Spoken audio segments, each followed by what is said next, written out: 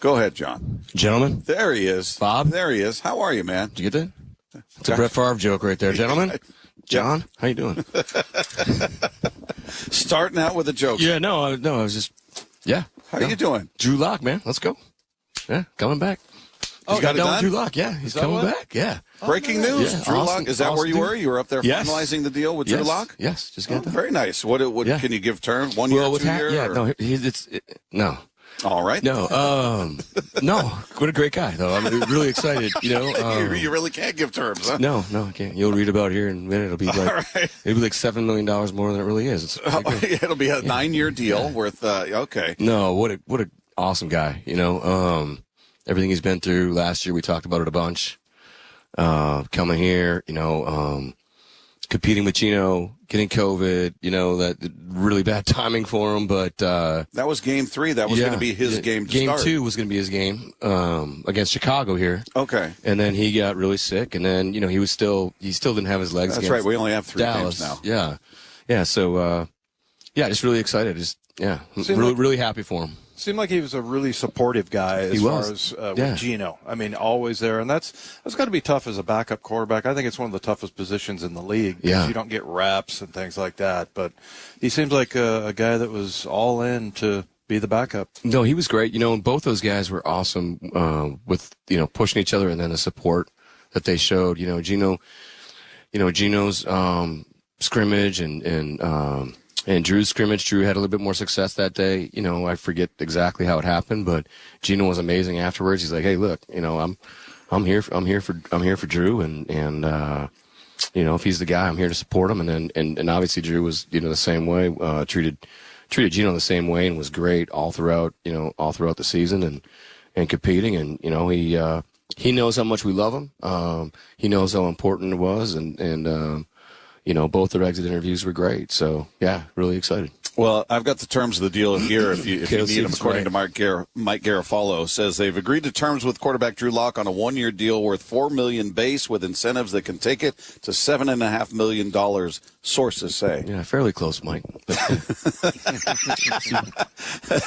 How often do you go through whether it's Schefter or Garafolo or Rappaport, how often do you go through and go, wrong. Well, it just shows up on the ticker, and they're maxing their value, and they should. You don't want to.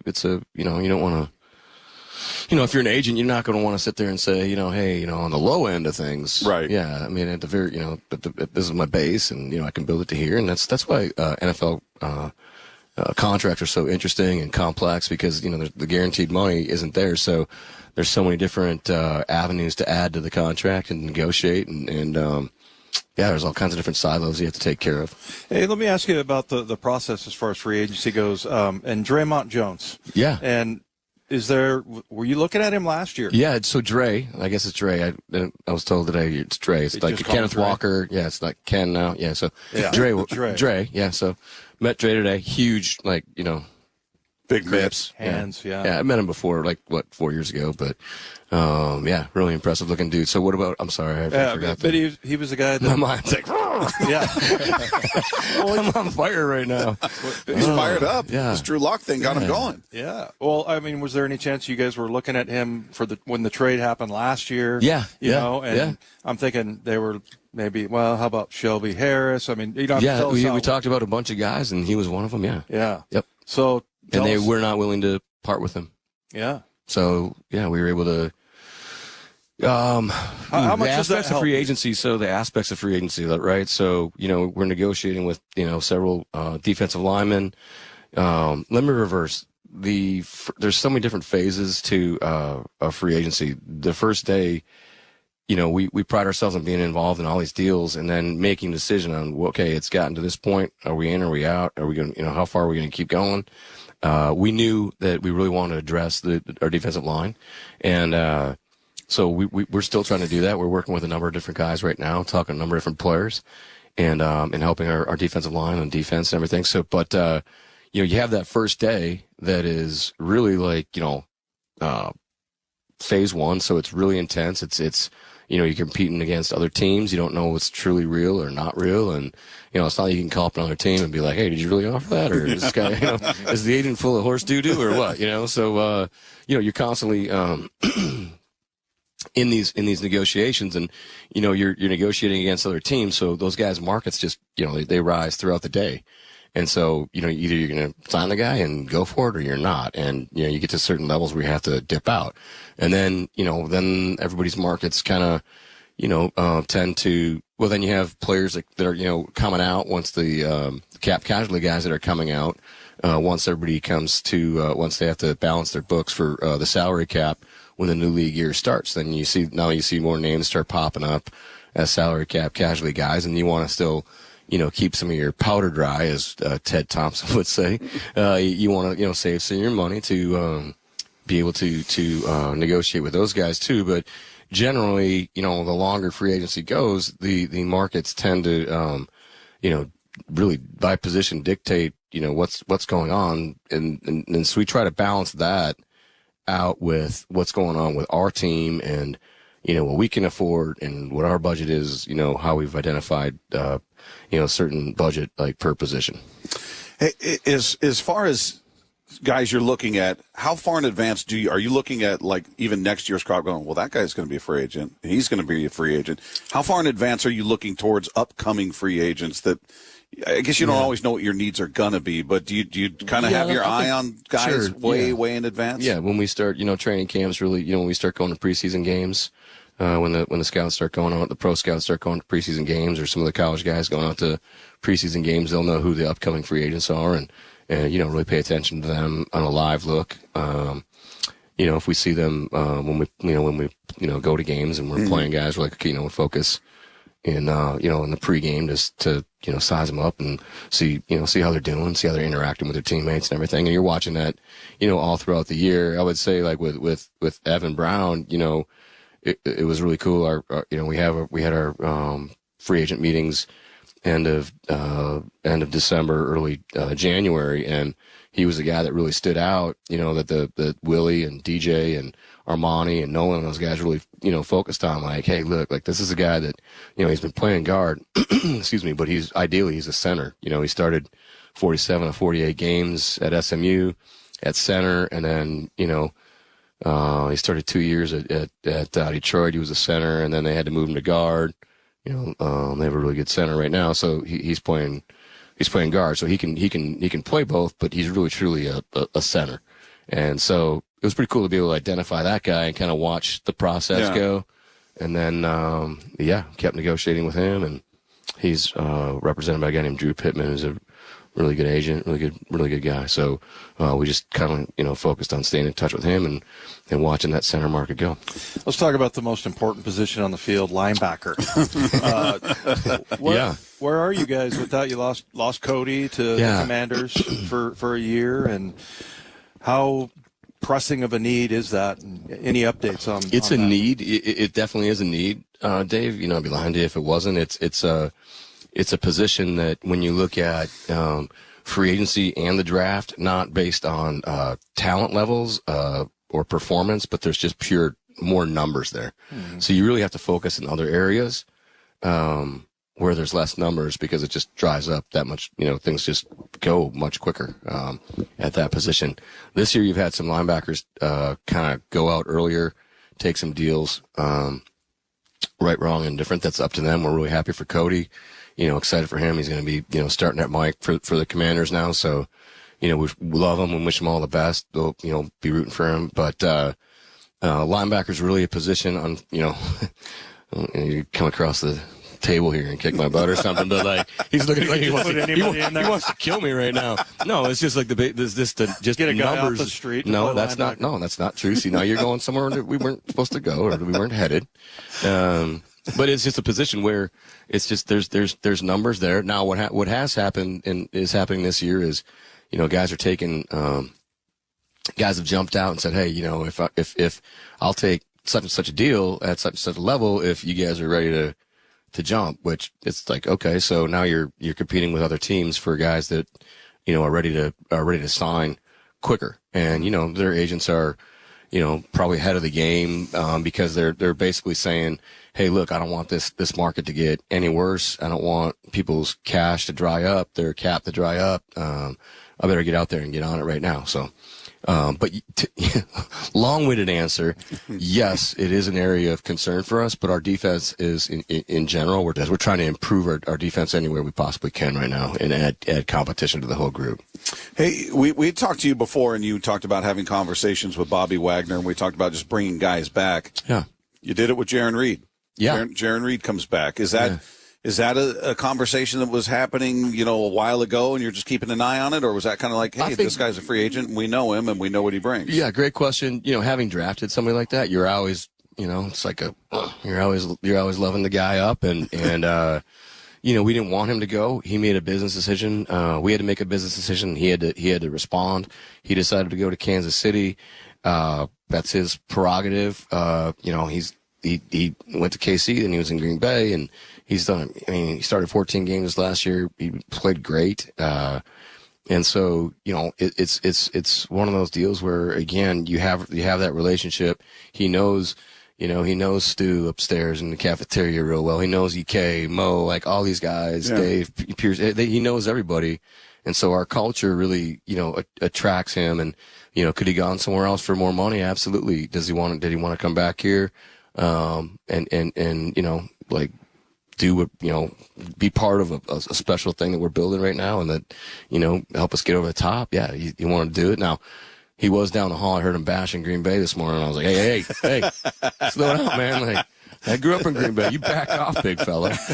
Well, he looked great, though. He looked great. He was all fired up. So it was pretty cool to see those two guys in the building today. Yeah, and you do a good job, you and Pete both, about not burning any bridges. I mean, somebody leaves, whatever, it's always a good relationship, and they want to come back. Yeah, it's hard, Dave. I mean, it's hard when guys leave. There's no okay, what's the smoothest way to, have a exit strategy? It's never a little awkward. Yeah, it's never great. And when you focus on relationships, and it's really important to you how you try to take care of everybody, and how everybody in the building's taking care of the players and supporting the players as much as they possibly can, it's always really tough. It's tough for everybody. So there's no easy way to, to say, hey, look, we're gonna move on. Like, we all gotta go our separate ways. But the cool thing is, like I walked down the cafeteria yesterday, and Cliff and Michael Bennett are in there grabbing lunch. You know what I mean? It was awesome. You still let him in the building, huh? Oh, yeah.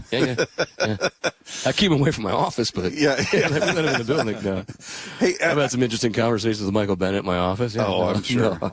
He's a blast. What a great guy. So he's in town with the girls, so it's pretty cool soon. I was asking Dave this. I'm curious your response. Are there positions you look at on the field that you say, I'm more like, it's easier to address this position with a rookie as opposed to a vet. In this position, no, I need somebody that's got experience. I can't put a rookie.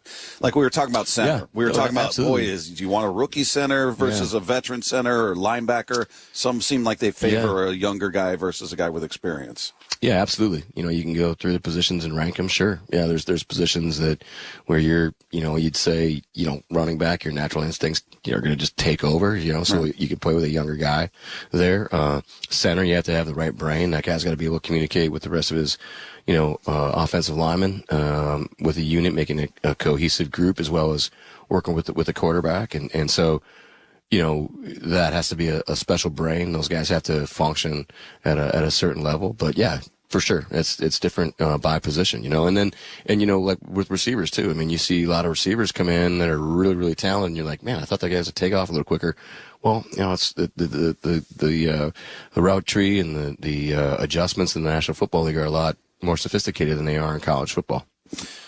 Your pro days schedule is coming up here, and I've always said I feel like the combine is there's more competition going there, whereas you do it at your own place, and it's like you have your own receivers to throw the ball and stuff. And I would think maybe a little bit of an edge as far as the combine performance versus a pro day performance. But tell me I'm wrong, or what do you find out at pro day? Similar to what you're just asking. It depends on the position. The quarterbacks, you like to see them throw at the combine with, different timing receivers and everything, and how they're adjusting the ball, like the release, where, the ball, natural ball carriage for them, and, how they're stepping through and holding the ball. Anyway, release, all that kind of stuff. But then when you see them at their pro day, it's scripted. It's all the receivers they've been throwing with all the time. Right. So things tend to look, they tend to look nicer, So, next week, we'll see Alabama, we'll see Ohio State, we'll see Kentucky.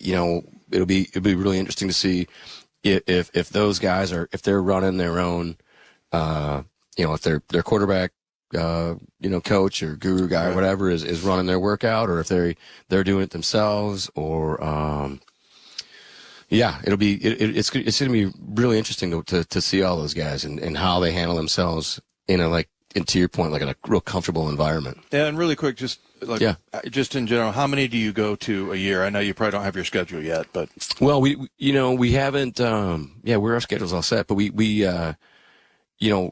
the fifth pick in the draft is, we gotta go see these guys throw in person and see, talk to more coaches, get more questions answered. Just, trying to figure out the whole, like we talked about last week, like the whole movie, like, we're in, like maybe halfway through the movie right now. How's it going to turn out?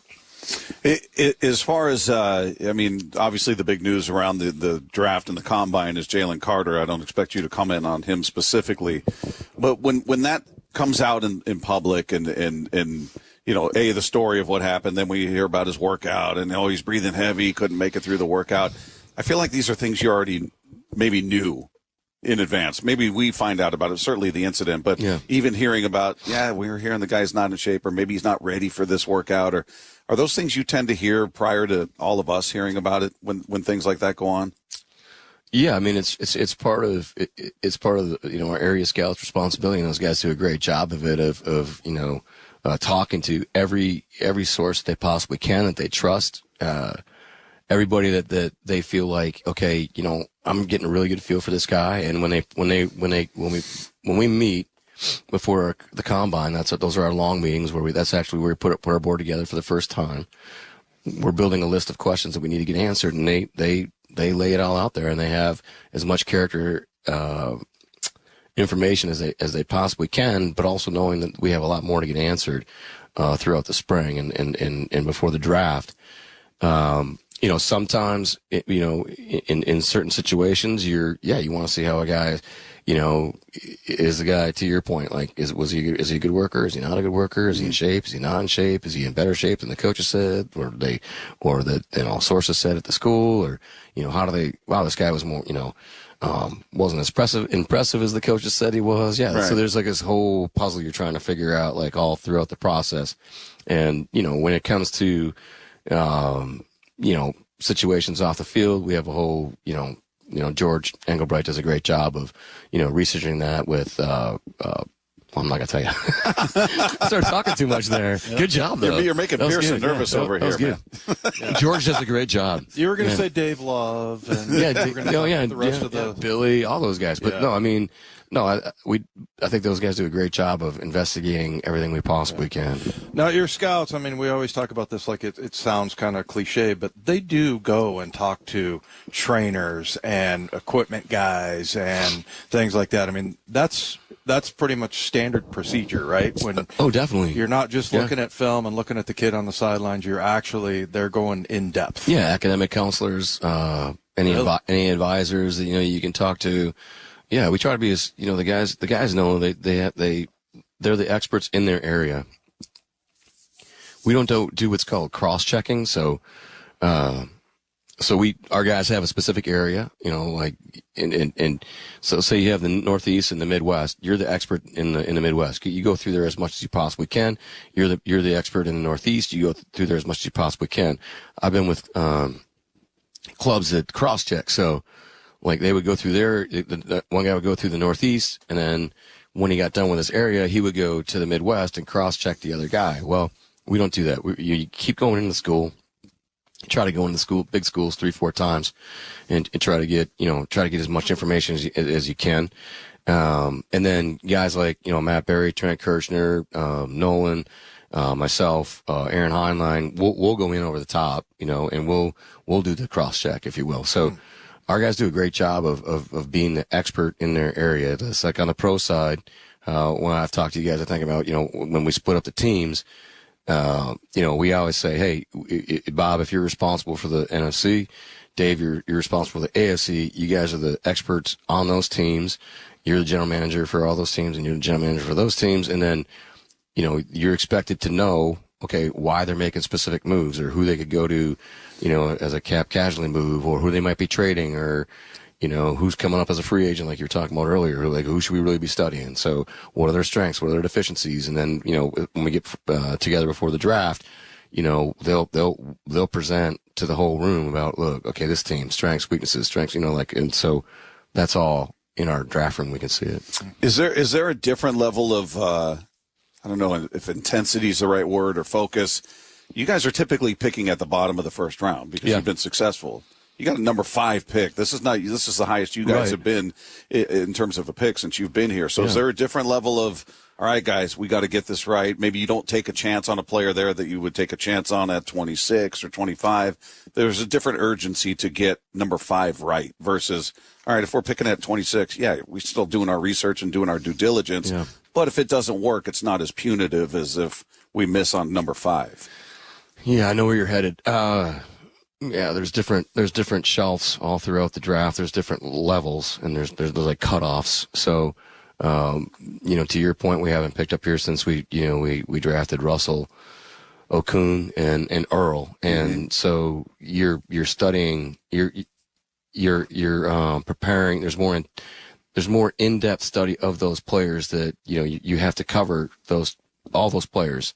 Right. You have to be ready for those players when you're picking at, 25, 28, 22, just because there's 32, first round slots, that doesn't mean there's 32 first round players every year. Right.